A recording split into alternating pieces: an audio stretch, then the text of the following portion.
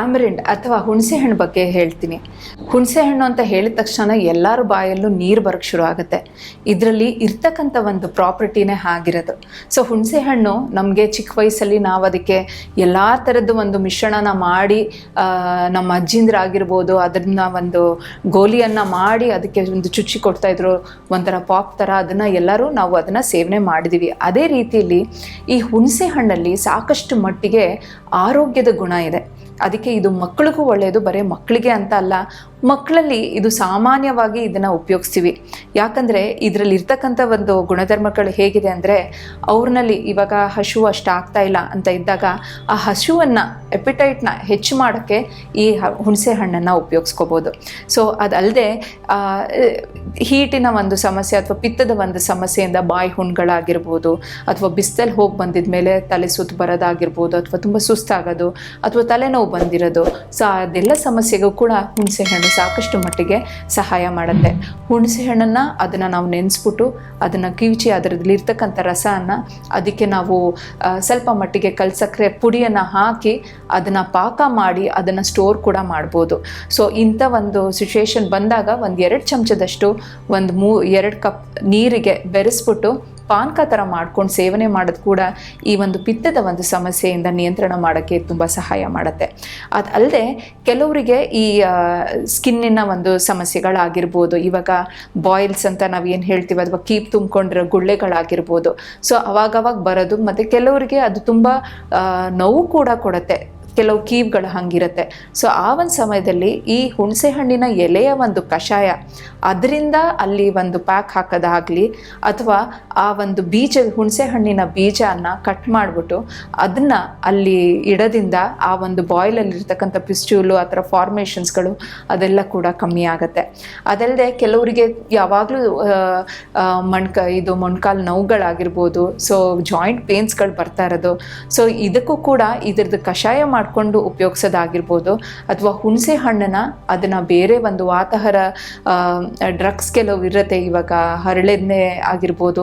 So ಅದರಲ್ಲೇ ಒಂದು ಸ್ವಲ್ಪ ಅರೆದ್ಬಿಟ್ಟು ಅಲ್ಲಿ ಎಲ್ಲಿ ನೋವಿದೆಯೋ ಅಲ್ಲಿ ಅದನ್ನು ಹಚ್ಬಿಟ್ಟು ಒಂದು ಅರ್ಧ ಗಂಟೆ ಬಿಟ್ಟು ಅದನ್ನು ವಾಶ್ ಮಾಡೋದ್ರಿಂದ ಇದು ಒಂದು ಒಳ್ಳೆ ಲೇಪ. ಈ ಥರ ನೋವುಗಳಿದ್ದಾಗ ಅದು ಕಮ್ಮಿ ಮಾಡಿಸತ್ತೆ. ಅದಲ್ಲದೆ ಇದರದ್ದು ಕಷಾಯ, ಇವಾಗ ನಾನು ಹೇಳ್ತಿದ್ದೆ, ಎಲೆಯ ಕಷಾಯಗಳು ಬರೀ ಒಂದು ಬಾಯ್ಲ್ಸ್ ಅಂತ ಅಲ್ಲ, ಕೆಲವು ಸ್ಕಿನ್ ಪ್ರಾಬ್ಲಮ್ಸ್ಗೂ ಕೂಡ ಇದು ಸಾಕಷ್ಟು ಮಟ್ಟಿಗೆ ಸಹಾಯ ಮಾಡುತ್ತೆ. ಅದಲ್ಲದೆ ಹುಣಸೆ ಹಣ್ಣು ನಾವು ನಮ್ಮ ಅಡುಗೆಯಲ್ಲಿ ನಾವು ಪ್ರತಿನಿತ್ಯವಾಗೂ ಅದನ್ನು ಉಪಯೋಗಿಸ್ತೀವಿ. ಆದರೆ ಕೆಲವು ಕಾಯಿಲೆಗಳಲ್ಲಿ ಇದನ್ನು ತುಂಬ ಹೆಚ್ಚಾಗಿ ಉಪಯೋಗಿಸೋಣ ಡಾಕ್ಟ್ರನ್ನು ನಿಷೇಧಿಸಿರ್ತಾರೆ, ಹೇಳಿರ್ತಾರೆ ಇದನ್ನು ತುಂಬ ಹೆಚ್ಚಾಗಿ ತೊಗೊಳ್ಬೇಡಿ ಅಂತ. ಯಾಕಂದರೆ ಅದರಲ್ಲಿ ಒಂದು ಗುಣ ಏನು ಅಂದರೆ, ವಿಕೃತ ಪಿತ್ತವನ್ನು ಕಮ್ಮಿ ಮಾಡೋದ್ರಲ್ಲೂ ಸಹಾಯ ಮಾಡುತ್ತೆ. ಅದರ ಕೆಲವು ಸಲ ಅಗ್ನಿಯನ್ನು ಹೆಚ್ಚು ಮಾಡಿ ಈ ಒಂದು ತೊಂದರೆ ಸಮಸ್ಯೆ ಕೂಡ ಹೆಚ್ಚಾಗೋದು ಒಂದು ಸಮಸ್ಯೆ ಒಂದು ಕಾಣಿಸೋದ್ರಿಂದ ಅದನ್ನು ನಿಯಂತ್ರಣ ಮಾಡೋಕ್ಕೂ ಕೂಡ ಹೇಳಿರ್ತಾರೆ. ಸೊ ಹುಣಸೆ ಹಣ್ಣದ ಬಗ್ಗೆ ಹೇಳಬೇಕಾದ್ರೆ, ನಾವು ಪೂರ್ತಿ ಅದರದ್ದು ಹಣ್ಣಾಗಿರೋದನ್ನು ಉಪಯೋಗಿಸ್ತೀವಿ. ಹಾಗೆ ಅದರದ್ದು ಕಾಯಿ ರೂಪದಲ್ಲಿ ಅದಿದ್ದಾಗ ಅದು ಒಂದು ಸ್ವಲ್ಪ ಮಟ್ಟಿಗೆ ಕಹಿಯಾಗಿರುತ್ತೆ. ಇದರದ್ದು ಎಲೆಗಳಾಗಿರ್ಬೋದು, ಅಥವಾ ಇದು ಕೂಡ ಸ್ವಲ್ಪ ಮಟ್ಟಿಗೆ ಕಹಿಯಾಗಿರುತ್ತೆ. ಹಾಗೆ ಅದರದ್ದು ಪೂರ್ತಿ ಪಾಕ ಆದಾಗ ಇದು ಹುಳಿಯಾಗಿರುತ್ತೆ. ಅದಕ್ಕೆ ಅದು ಆ ಒಂದು ಹುಳಿತನಕ್ಕೆ ನಮ್ಮ ಒಂದು ಸಲೈವೇಷನ್ ಹೆಚ್ಚಾಗೋದು.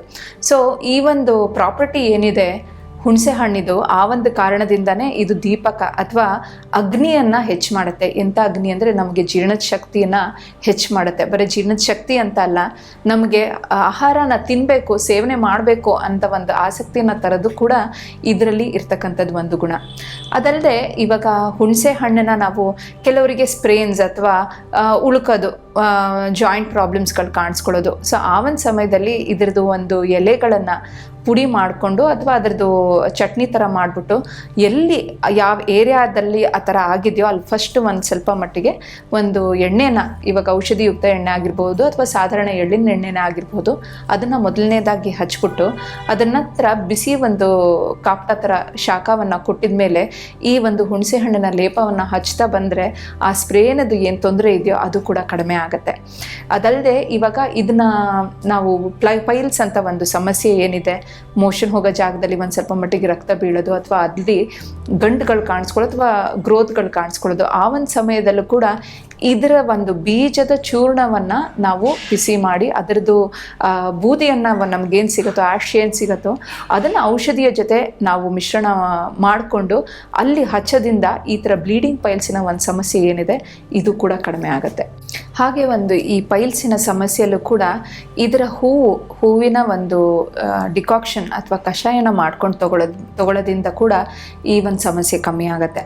ಅದಲ್ಲದೆ ಹುಣಸೆ ಹಣ್ಣನ್ನು ನಾವು ಈ ಬಾಯ್ಲ್ಸ್ ಅಂತ ಏನು ಹೇಳ್ತೀವಿ ಅಥವಾ ಊತಗಳು ಬಂದಿದ್ರೆ ದೇಹದಲ್ಲಿ ಒಂದು ಕಾಲಿನ ಒಂದು ನೋವು ಸಮಸ್ಯೆ ಬಂದಿದೆ, ಅಲ್ಲಿ ಊತ ಬಂದಿದೆ ಅಂತ ಅಂದಾಗ ಕೂಡ ಇದ್ರದ್ದು ಎಲೆಗಳನ್ನು ಬಿಸಿ ಮಾಡಿ ಅದರದ್ದು ಶಾಖವನ್ನು ತಗೊಳ್ಳೋದ್ರಿಂದ ಈ ಒಂದು ಊತದಿಂದ ಬಂದಿರೋ ಒಂದು ಸಮಸ್ಯೆ ಕಮ್ಮಿ ಆಗುತ್ತೆ. ಅದನ್ನು ಹೇಗೆ ಮಾಡ್ಕೊಳ್ಬೋದು ಅಂದರೆ ಆ ಎಲೆಗಳನ್ನು ನಾವು ಒಂದು ಸ್ವಲ್ಪ ಮಟ್ಟಿಗೆ ಬಿಸಿ ಮಾಡಿಕೊಂಡು ಅದನ್ನು ಒಂದು ಕರ್ಚಿಫ್ ಬಟ್ಟೆಯಲ್ಲಿ ಹಾಕ್ಕೊಂಡು ಕಟ್ಕೊಂಡು ಆ ಒಂದು ಬಿಸಿ ಶಾಖೆಯನ್ನು ಕಾಲಿಗೆ ಎಲ್ಲಿ ನೋವಿದೆಯೋ ಅಲ್ಲಿ ಒಂದು ಅದರ ಶಾಖನ ಕೊಡೋದ್ರಿಂದ ಅದರ ಒಂದು ನೋವು ಕಮ್ಮಿ ಆಗುತ್ತೆ, ಹಾಗೆ ಊತ ಇದ್ದರೆ ಅದು ಕೂಡ ಕಮ್ಮಿ ಆಗುತ್ತೆ.